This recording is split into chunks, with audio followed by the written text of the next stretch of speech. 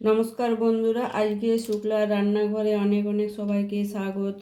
আজ আর একটা নতুন রেসিপি নিয়ে চলে এসেছি। আজকে রেসিপি হলো হাতে মাখা সজনে ফুলের তরকারি। আমি কিভাবে বানাচ্ছি প্রথম থেকে শেষ পর্যন্ত পুরো ভিডিওটা দেখতে থাকুন, আশা করি ভালো লাগবে। আর এই সজনে ফুল খাওয়াটা এই সিজনে খুবই দরকার।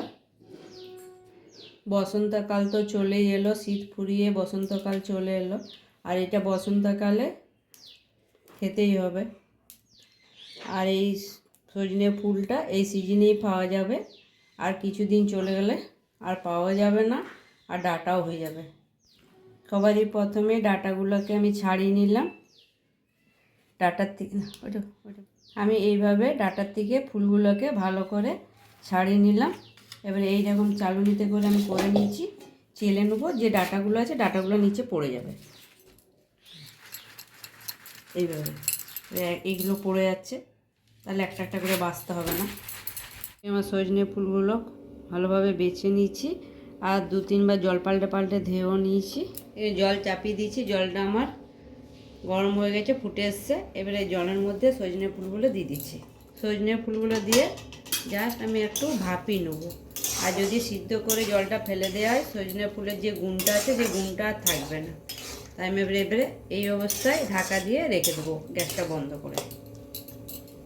সজনে ফুলগুলো আমি বেশ কিছুক্ষণ রেখে দিলাম কড়াইয়ে গরম জলের মধ্যে। এবারে এগুলোকে আমি ছেঁকে নিচ্ছি। এখানে সজনে ফুলের তরকারির জন্য আমি একটা মশলা করে নেব। এখানে দিয়ে দিচ্ছি কালো সরষে, দিয়ে দিচ্ছি সাদা সরষে, দিয়ে দিচ্ছি পোস্ত। আমি 3টায় একই পরিমাণে দিলাম। তো ঝালের জন্য কাঁচা লঙ্কা, নুন।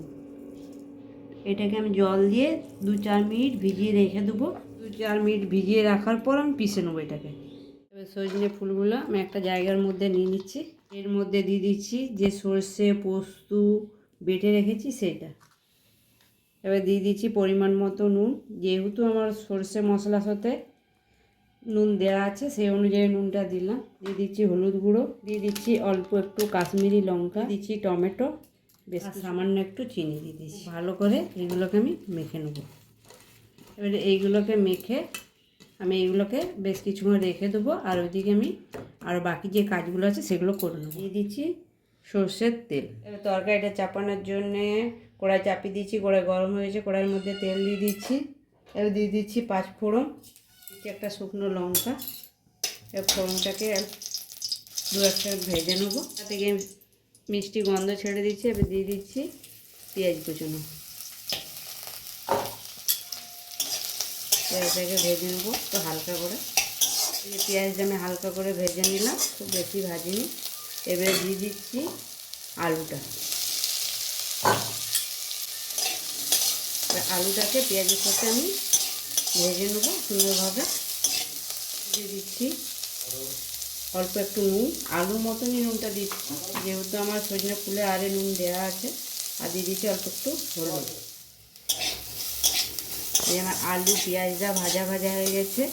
এবার দিয়ে দিচ্ছি বেগুনটা। বেগুনটাকেও আমি নরম হওয়া তক ভেজে নেব। আলু বেগুন আমার সমস্তগুলো ভাজা হয়ে গেছে। এবারে দিয়ে দিচ্ছি হাতে মাখা সজনে ফুলটা। এবার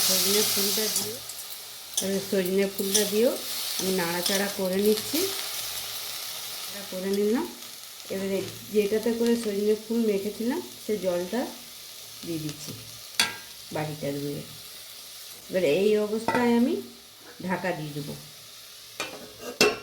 আর কোনো এক্সট্রা আমি জল দেবো না। ঢাকাটা খুলে নিচ্ছি। আমার তরকারিটা ফুটে এসছে। এবারে এইটাকে আমি লো টু মিডিয়ামে করে ঢাকা দিয়ে দিয়ে নাড়াচাড়া করে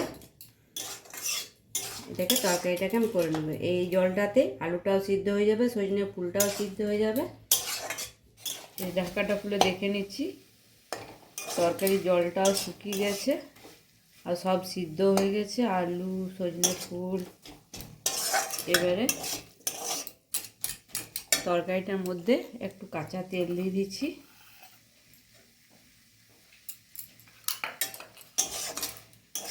নাড়াচাড়া করে তেলটা মিশিয়ে দিচ্ছি। আজকের এই সজনে ফুলের রেসিপিটা আপনাদের কেমন লাগলো অবশ্যই জানাবেন। যদি ভালো লাগে লাইক শেয়ার সাবস্ক্রাইব করবেন, পাশে থেকে সাপোর্ট করবেন। ধন্যবাদ।